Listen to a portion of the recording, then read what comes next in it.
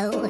No, no, no, no. चाहते हो? Song Jung बोलता है मेरा वो मतलब नहीं था और साथ अपने पास से वॉइस चेक निकालता है और कहता है मैं चाहता हूँ कि तुम ये मनी अपने उस फ्रेंड को वापस कर दो। मून बोलती है इसे तुम अपने पास ही रखो, वो इसे बिल्कुल भी वापस नहीं लेने वाली और अगर तुमने ज़्यादा कोशिश की उसे देने की तो वो फिर से तुम में एक चढ़ देगी और अगर तुम वाकई में इसे वापस करना चाहते हो तो ये काम तुम खुद कर लो। और वो आज लेट आएगी। उसने कहा था कि आज वो स्कूल लेट आएगी क्योंकि उसका कुछ फैमिली बिजनेस है और मैं तुम्हें ये रिकमेंड करूँगी कि तुम उससे ये वापस करने ना ही जाओ, नहीं तो वो फिर से तुम्हारे पर गुस्सा हो जाएगी।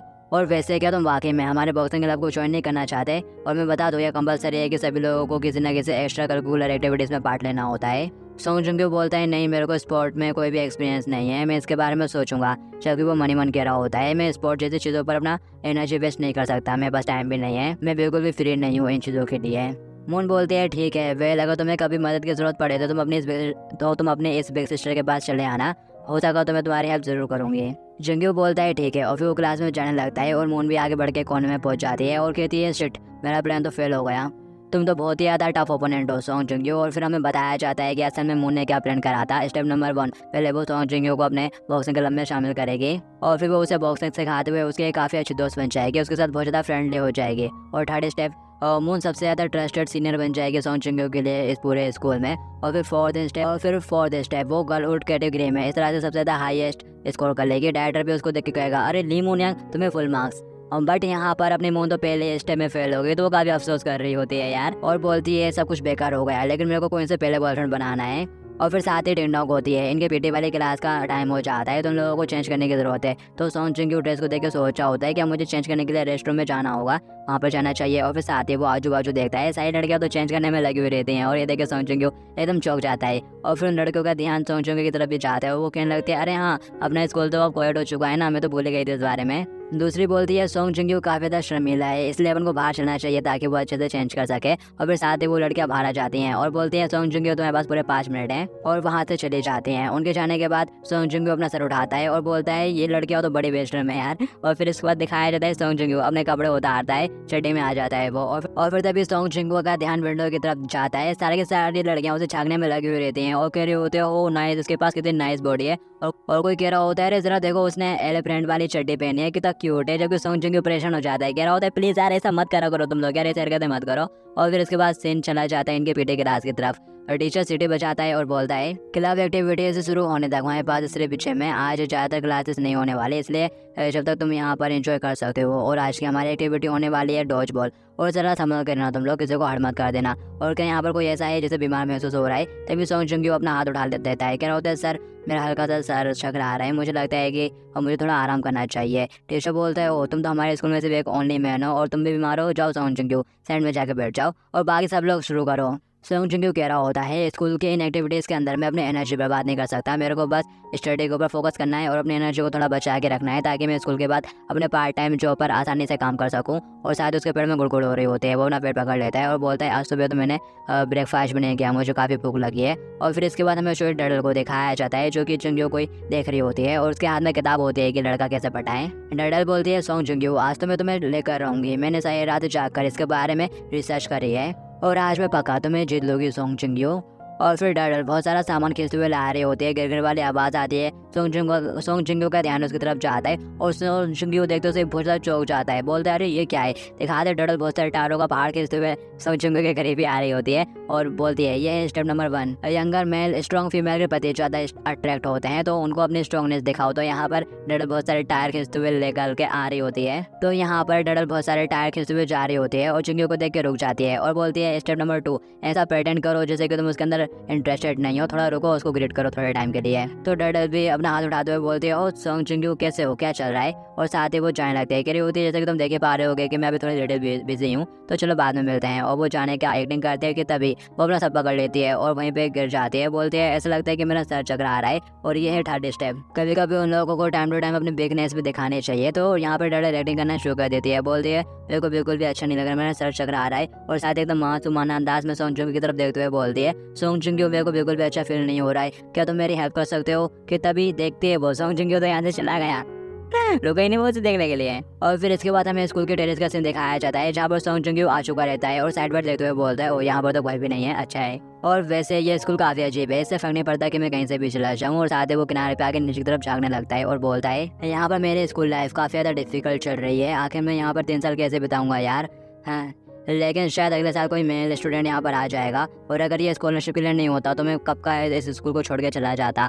और फिर साथ ही वो अपने पास से वही क्वीन वाला चेक निकालता है और कह रहा होता है इसको अपने पास रखना मेरे को काफ़ी अनकंफर्टेबल कर रहा है, जितना जल्दी हो सके मुझे इसको ये वापस कर देना चाहिए। और फिर साथ ही वो हिसाब लगाने लगता है कि इन पैसों से वो अपने छोटे भाई के लिए कितने ज़्यादा सोसेस खरीद सकता है। और वो कहता है ये बेहतर होगा कि मैं कल उसके लिए सोसेस बना दूँ, नहीं तो वो मेरी जान खा जाएगा। और फिर तभी सॉन्ग जुंग को ट्रिप आते हुए कुछ आवाज़ सुनाई देती है। वो पीछे मुड़ के देखता है और बहुत ज़्यादा चौंक जाता है। एक बड़ा सा हेलीकॉप्टर होता है जो कि सॉन्ग जुंग की तरफ बढ़ रहा होता है, आई मीन टेरेस के ऊपर लैंड करता है। और जैसे वो वहाँ पे लैंड करता है बहुत ज़ोर से हवा चलना शुरू हो जाती है, इतनी तेज़ कि सॉन्ग जुंग के हाथ से वो चेक छूट जाता है और उड़ते हुए दूर उड़ जाता है। सॉन्ग जुंग कहता है अरे नहीं शिट। और फिर तभी वो पीछे मुड़ के देखता है तो उस हेलीकॉप्टर से क्वीन निकलती है बाहर और वो बंदा क्वीन से कह रहा होता है मिस्टर पार्क आपको लेने के लिए आ जाएंगे स्कूल के बाद। और फिर तभी क्वीन का ध्यान सॉन्ग जुंग की तरफ जाता है और सॉन्ग जुंग का ध्यान उसके ऊपर। क्वीन उसको देखते से कहती है अरे सॉन्ग जुंग हो तुम। और फिर वो हेलीकॉप्टर क्वीन को ड्रॉप करने के बाद वहाँ से चला जाता है। क्वीन जिंगू के सामने खड़ी हुई रहती है। जिंगू सोचता है कि मैं मुसीबत में हूँ और साथ ही वो डडल की बात याद करता है कि उसने बोला था अगर तुम वापस करने की कोशिश करोगे तो हो सकता है कि वो तुम्हें कुछ कर दे। दिखाते सॉन्ग जुंग उससे कुछ कहता है, उससे पहले क्वीन बोल बोलती है कम से कम तुम्हारे अंदर थोड़ी सेल्फ रिस्पेक्ट तो है। यंग मुन ने मुझे बताया कॉल करके तुम्हारे बारे में। सॉन्ग जुंग उससे बोलता है वेल, तभी क्वीन अपना हाथ आगे बढ़ा देती है और बोलती है ठीक है मुझे वो वापस करो, मुझे वो चेक वापस कर दो, फिर अपन दोनों इस तरह से प्रेटेंड करेंगे कि जैसे कभी हुआ है नहीं। और यहाँ पर सॉन्ग जुंग परेशान हो जाता है क्योंकि वो चेक तोड़ गया ना। तो फिर वो क्वीन को बोलने लगता है अरे वो जब तुम्हारा हेलीकॉप्टर नीचे आया था तो उससे जोरदार हवा चली और फिर तुम्हारा चेक उड़ गया। और मैं एकदम सच कह रहा हूँ, मैं झूठ नहीं बोल रहा, मैं अभी चाहता हूँ उसको लेकर आता हूँ फिर तुम्हें रिटर्न कर दूंगा। और ये बात सुनते से ही क्वीन गुस्सा हो जाती है। सॉन्ग जुंग बोलता है मैं झूठ नहीं बोल रहा। क्वीन गुस्से से उसकी तरफ देख रही होती है और फिर साथ ही लंबा सा सांस लेते हुए खुद को शांत करती है। बोलती है ठीक है जैसा कि मैंने सोचा था, और क्या बस यही कहना था तुमको यहाँ पर। और क्वीन आगे बढ़े आती है और बोलती है तुम्हारी भले ही मुश्किल लाइफ है लेकिन मैंने सोचा कि तुम्हारे अंदर चलो कुछ तो सेल्फ रिस्पेक्ट है, लेकिन क्या तुम सारे गरीब लोग इसी तरह से ऐड करते हो? पहले तो तुमने मुझसे बोला कि तो तुम उस चेक को वापस करना चाहते हो, और क्या तुम सारे गरीब लोग इसी तरह से ऐड करते हो? पहले तो तुम बोल रहे थे कि तुम उस चेक को मेरे को वापस करना चाहते हो और क्योंकि मैं यहाँ पर आ गई हूँ तो तुम मुझे एक्सक्यूज़ दे रहे हो, बोलते हो कि तुमने उसे कहीं दूर फेंक दिया। हाँ जाने दो, वॉटएवर, तुम उसके साथ जो चाहे वो करो, रखना है रखो, बाहर में जाओ। और यहाँ पर सॉन्ग जुंग वो काफ़ी ज़्यादा शर्मिंदा हो जाता है। और फिर इसके बाद हमें चोई डडल को दिखाया जाता है जो कि उसी किताब को देख रही होती है और बोलती है ये तो काफ़ी अजीब है, इस बुक के अंदर जो कुछ भी लिखा था वो सब मैंने करके देख लिया। हाँ मेरे को लगा कि मैं मर्दों को अच्छी तरह से समझने लगी हूँ लेकिन लगता है कि काम हो नहीं पाया, आखिर मैंने कहाँ पर मिस्टेक कर दी यार। और फिर तभी चोई डल के पास वही चेक उड़ता हुआ आ जाता है, वो उसे पकड़ लेते हैं और देख के बहुत ज़्यादा खुश हो जाते हैं, बोलते हो इतना सारा पैसा, लगता है कि आज मैं काफ़ी ज़्यादा लकी हूँ। और फिर तभी ऊपर से सॉन्ग जुंग गुजर रहा होता है, आजू बाजू देख रहा होता है, कह रहा होता है आखिर वो चेक कहाँ चला गया, क्या किसी ने उसे रख लिया होगा, पकड़ लिया होगा। और फिर तभी उसकी नज़र चोई डडल पर पड़ती है। चोई डडल उस चेक को अपनी किताब के अंदर रखने वाली होती है कि उसे पहले सॉन्ग जुंग चलाते हुए बोलता है वो पैसा। डडल मुड़ के देखती है और बोलती है अरे सॉन्ग जुंग क्यों कहता है अरे वो चेक जो तुम्हारे पास है वो तुम्हें अभी भी मिला ना। और फिर सॉन्ग जुंग फटाक से उसके पास पहुंच जाता है, बोलता है ये मुझसे गिर गया था, टेरेस से गिर गया था मेरे से, मैं इसे पूरे में ढूंढ रहा था, प्लीज तुम इसे मुझे वापस कर दो, इसका तो पूरे 1 मिलियन वॉन की मनी है। जबकि डडल बोलती है ओ माय सॉन्ग जुंग तुम कितने ज़्यादा फनी गाय हो, आगे तुम ये क्या बोल रहे हो। और साथ ही वो चेक की तरफ देखती है तो वही वाला अमाउंट लिखा रहता है जो कि सॉन्ग जुंग ने बताया। तो वो कहती है रुको क्या सॉन्ग जुंग सच बोल रहा है। और साथ ही वो उस चेक को हाथ में पकड़ लेती है और सॉन्ग जुंग को दिखाते हुए बोलती है अगर तुम चाहते हो कि मैं इसे तुम्हें वापस करूँ तो कहो big sister I love you. Song Jung चिल्लाते हुए कहता है मजाक करना बंद करो और मेरे को वो वापस करो। डडल कहती है सॉन्ग जुंग तुम कहते हैं अनरीजनेबल हो, तो बताओ सॉन्ग जुंग तुम इस बात को कैसे प्रूव करोगे कि ये चेक तुम्हारा है? क्या तुम्हें इस चेक का नंबर पता है, चेक नंबर पता है या फिर कुछ ऐसा समथिंग? तभी सॉन्ग जुंग फटाक से नंबर बोल देता है और डडल देखती है वो नंबर वाकई में लिखा रहता है। डडल चौंक जाती है, आखिर इसने इस चीज को मेमोराइज करके क्यों रखा हुआ है यार, ये इतना इंपॉर्टेंट भी नहीं था। अच्छा कुछ सॉन्ग जुंग बोल रहा होता है मैंने एकदम करेक्ट कहा ना, अब जल्दी करो मुझे वो वापस करो, ये अपर क्लासमेट क्वीन का है, ये क्वीन का पैसा है और मेरे को इस पैसे को उसको वापस करना है, नहीं तो मैं मुसीबत में पड़ आऊंगा। दिखाते क्वीन का नाम सुनते से अब यहाँ पर डर भड़क उठते हैं, मन मन कहते हो क्वीन तो तुमने यहाँ पर चैलेंज करना भी शुरू कर दिए और अब तुम मेरे रास्ते का रोड़ा बन रही हो, कांटा बन रही हो, जरा संभल कर। सॉन्ग जुंग मेरा है। और साथ ही वो उस चेक को अपने पास रख लेती है जैकेट में और सॉन्ग जुंग की तरफ बढ़ते हुए कहती है ये रहा, अगर तुम लेना चाहते हो तो ले लो, मैं बिल्कुल भी नहीं लेने वाली, लो आगे बढ़ो, ओ ले लो ना, ये रहा। सॉन्ग जिंगू कहता है ऐसा मत करो प्लीज, वो मेरे को अच्छे से वापस कर दो यार। चोई टर्टल बोलती है कल हम लोग लंच टाइम में हमारे टाइकेंडो क्लब के लिए एंट्रेंस एग्जाम रखने वाले हैं और तुम्हें कल वहाँ पर आना होगा, प्रॉमिस करो, तुम वहाँ पर आओगे तो मैं तुम्हें वापस कर दूंगी। और साथ ही चोई टर्टल वहाँ से भागते हुए जाने लगती है, बोलती है कल आ जाना अगर तुम इसे लेना चाहते हो, और अगर तुम नहीं आते तो ये चेक मेरा हो जाएगा। और चोई टर्टल तेजी से भागते हुए वहाँ से चली जाती है, जबकि सॉन्ग जिंगू उसका पीछा भी नहीं कर पाता, वही खड़ा रह जाता है और बोलता है कम से कम वो मुझे मिल तो गया। कि तभी चोई टर्टल और वापस आ जाती है और अपने उस टायरों के बोझ को उठाती है और किस्त भी ले जाने लगती है तेजी से, और कह रही होती है भूलना मत कल तुम्हें आना है। सॉन्ग जिंगू बोलता है लगता है कि कल का दिन डिफिकल्ट होने वाला है, लेकिन कम से कम मुझे वो चेक मिल तो गया। और फिर सॉन्ग जिंगू की छुट्टी हो जाती है, वो काम पर जाता है, गाड़ियाँ धोता है, गाड़ियाँ साफ करता है, और फिर जब वहाँ से भी छूटता है तो उसे रास्ते में याद आता है अरे हाँ मेरे छोटे भाई के लिए सोसेस, वो सोसेस के लिए रो रहा था, तो ये अच्छा होगा कि कल मैं उसे पक्का बना के दे दूँ। तो जिंगू शॉप में जाता है और सोसेस बाय कर लेता है उसके लिए, और खुश होते हुए घर पर जा रहा होता है। सोचता है वो तो शायद अभी सो गया होगा, लेकिन उसे जरूर पसंद आएगा जब मैं उसके लिए सुबह सोसेस बना दूंगा। और साथ ही वो याद करता है कि कैसे उसका छोटा भाई रो रहा था, बड़े भाई मैं तुमसे नफरत करता हूँ, मोम हमेशा मेरे को बना के देते। सो जिंगू कहता है हाँ ब्रेड मैं भी तुमसे बहुत हेट करता हूँ, क्या तुम जानते हो तुम लोगों के साथ रहना कितना मुश्किल है। और साथ ही सॉन्ग जिंगू वहीं पे रुक जाता है और फिर डबल से उसको अपने मोम की याद आने लगती है।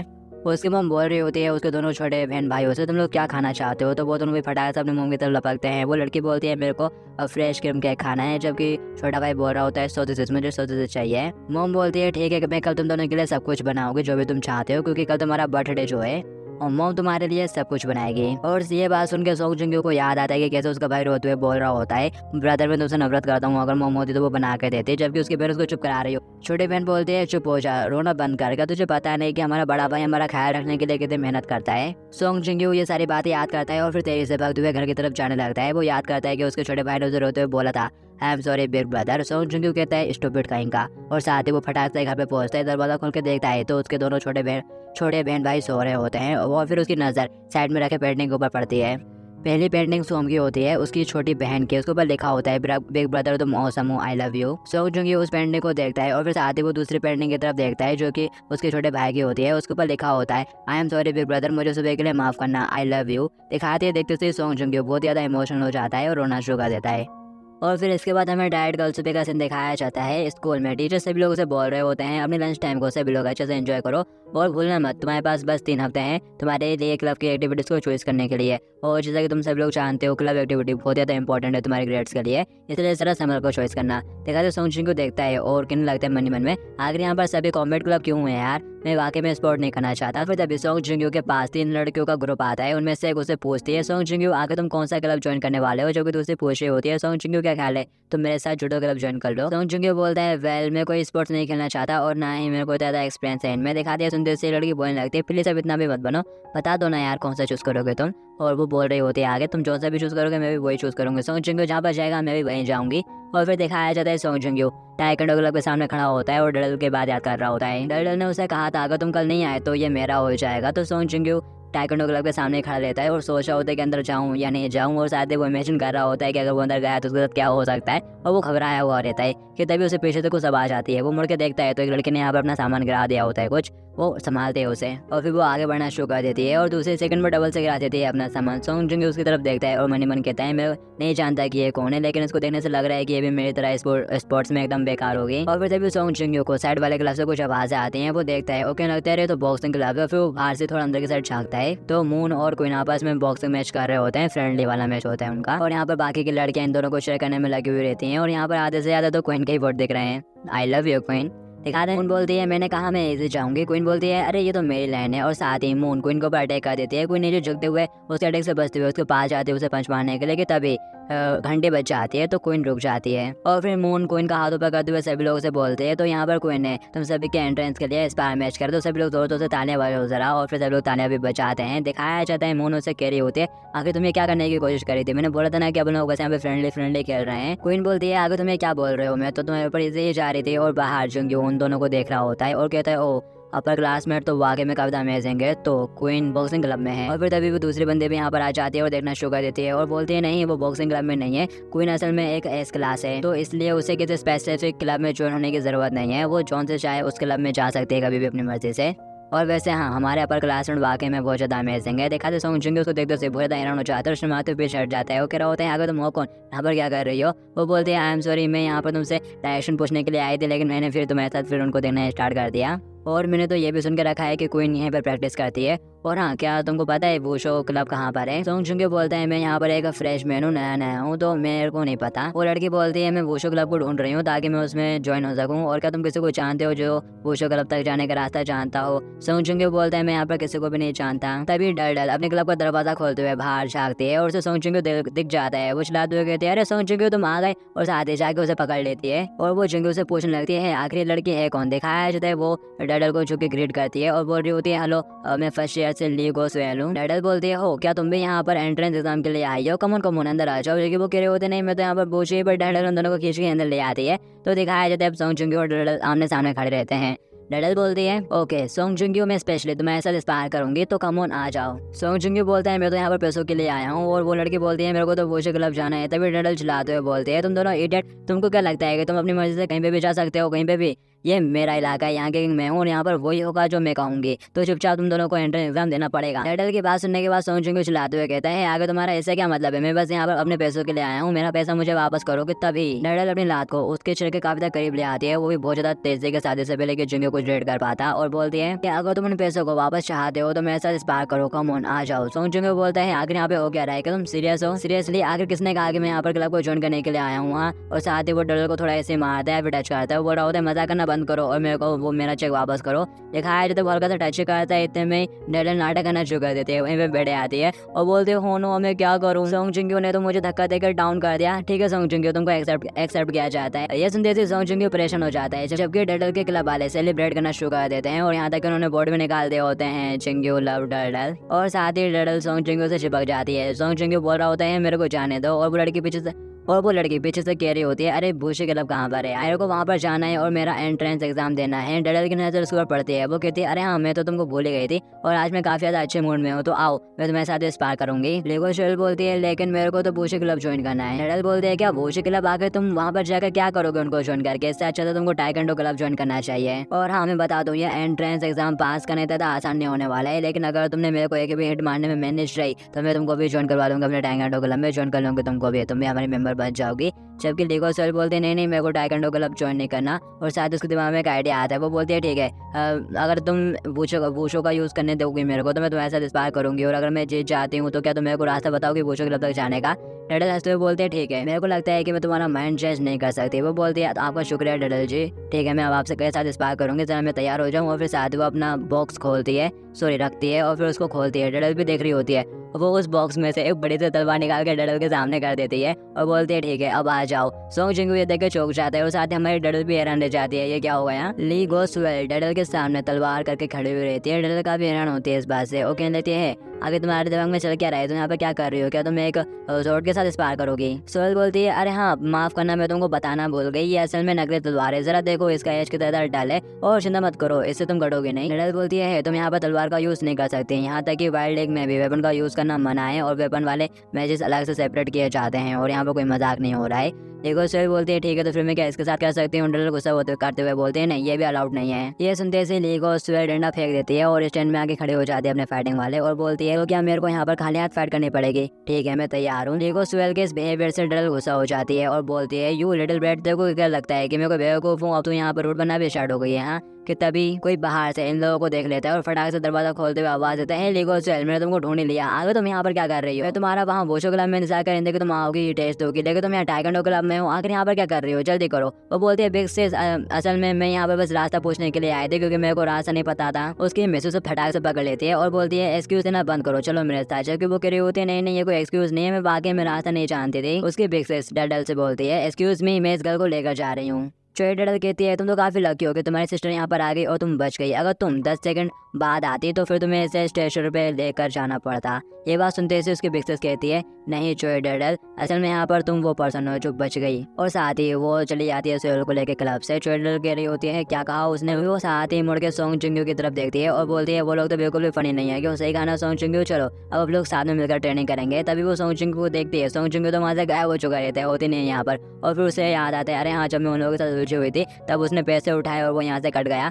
तो दिखाया जाता है चोरी गुस्से में चिल्लाते हुए कहती है, सोंग चिंगू यू बास्टर्ड, मैं तुझे मार डालूंगी। और फिर हमें सोंग चिंगू को दिखाया जाता है जिसके हाथ में वो चेक होता है और वो जा रहा होता है भागते हुए और बोल रहा होता है अब मेरे को इस चेक को क्वीन को वापस करना है। वो पहले तो बॉक्सिकल में थी लेकिन अब नहीं है, शायद वो क्लास में वापस चली गई होगी। और फिर तभी उसे मून नजर आ जाती है। वो मून को रोक के पूछता है, एक्सक्यूज मी, क्या तुमको पता है अपर क्लासमेट क्वीन कहाँ पर है? मेरे को पैसे मिल गए हैं और मैं इसे उसको वापस करना चाहता हूँ। मून इशारे में बता दे कि वो वहाँ ऊपर साइड मिलेगी। अगर तुम क्वीन को अभी ढूंढ रहे हो तो वो फिलहाल अभी ऊपर है। दिखा दिया सुनते से सोंग चिंगू ऊपर की तरफ जाने लगता है, उसको थैंक्स बोलता हुआ, जबकि मून बोलती है जा रुको, तुम वहाँ पर नहीं जा सकते, बट वो उसकी नहीं सुनता, निकल जाता है ऊपर। मून बोलती है अरे नहीं, अब जो कुछ भी तुम्हारे साथ होगा उसके जिम्मेदार तुम खुद ही होगे सोंग चिंगू। और फिर सोंग चिंगू ऊपर वाले फ्लोर के थर्ड फ्लोर पर आ जाता है जहाँ पर मून ने उससे बोला था। वो दरवाजा खोल के अंदर भी आ जाता है और सामने का नजारा देकर थोड़ा हैरान हो जाता है। सोंग चिंगू समझ रहा होता है कि वो है कौन सी जगह पर, कि तभी उसे साइड से शावर की आवाज आती है। सोंग चिंगू बोलता है क्या शावर रूम? आखिर स्कूल में शावर रूम क्यों है? और फिर साथ ही सोंग चिंगू जरा नजर साइड में घुमा कर देखता है तो उसे कोई नजर आ जाता है नहाते हुए। वो ये देखते बहुत ज्यादा चौंक जाता है और साथ ही जोर से चिल्ला भी देता है और हम देख पाते हैं अंदर और कोई नहीं नहा रही होती है। तो सोंग चिंगू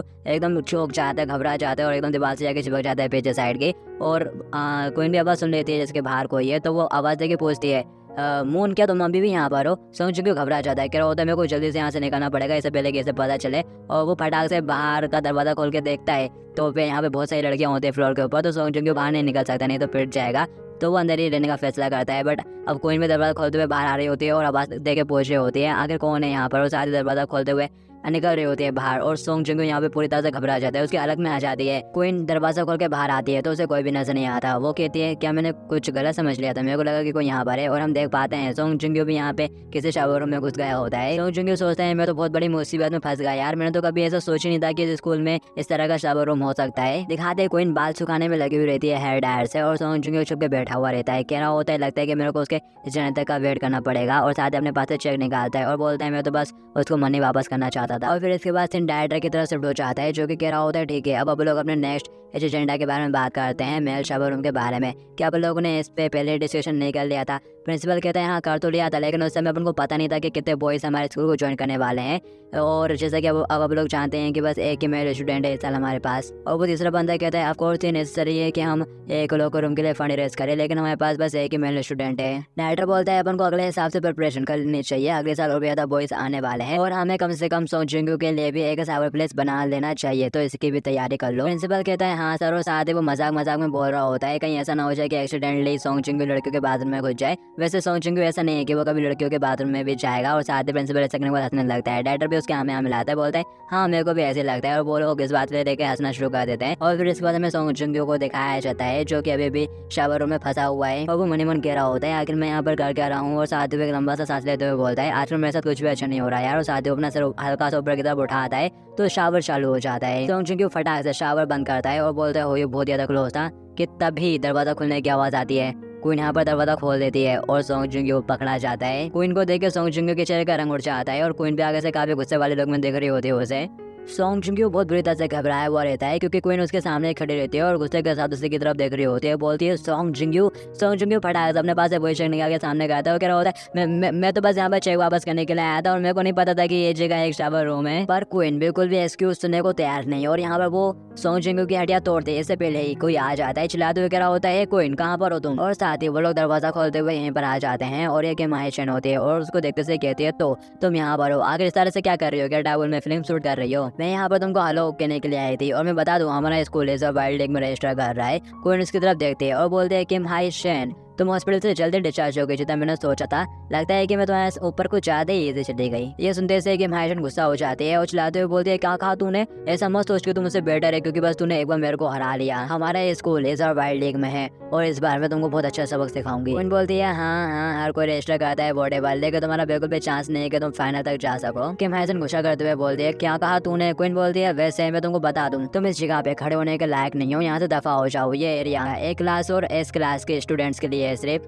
अगर तुम शावर लेना चाहते हो तो खुद के लिए एक सी क्लास का शावर रूम ढूंढ लो। महेशन चिल्लाते हुए बोलती है, क्या कहा तूने कि यहीं पे तुम मेरे साथ फाइट करके मरना चाहती है? मैं तेरे से प्रॉमिस करती हूँ। क्वीन कितना भी उसके पीछे डर लग जाती है, बोलती है रास्ते से साइड तो हट यार। और आखिर ये सभी बदसूरत लोग है कौन? क्वीन, क्या ये सारे तुम्हारे दोस्त हैं? क्वीन बोलती है, नहीं ये मेरा कोई दोस्त नहीं है। उनमें से एक मार्क्स वाले डडल को बोनी बोल देती है, बोलती है बोनी क्या कहा तूने? कि तभी डडल गुस्सा हो जाती है सुनते से और उसको गले से पकड़ लेती है और गुस्से के साथ उससे बोलती है, मैंने कहा तुम बदसूरत हो और तुम आखिर खुद को समझती क्या हो? और मैं अभी बिल्कुल भी अच्छे मूड में नहीं हूँ और मैं यहाँ पर खुद के ऊपर मुश्किल से कंट्रोल रख पा रही हूँ, क्योंकि अगर मैंने रिंग से बाहर फाइट करी तो मेरे को निकाल दिया जाएगा। और तुमने कहा कि तुम वाइल्ड लेक में हो, ठीक है तो मैं तुम्हें वही मारूंगी, इसलिए अभी मुंह चुप करो और यहाँ से दफा हो जाओ। और फिर वो लोग यहाँ से जाने लगते हैं और गेम महेशन जाने से पहले बोलती है, हम लोग तुम लोगों को स्मैश कर देंगे इसलिए तैयार रहना। और साथ ही वो वहाँ से चले जाते हैं। डडल बोलती है, वॉटएवर।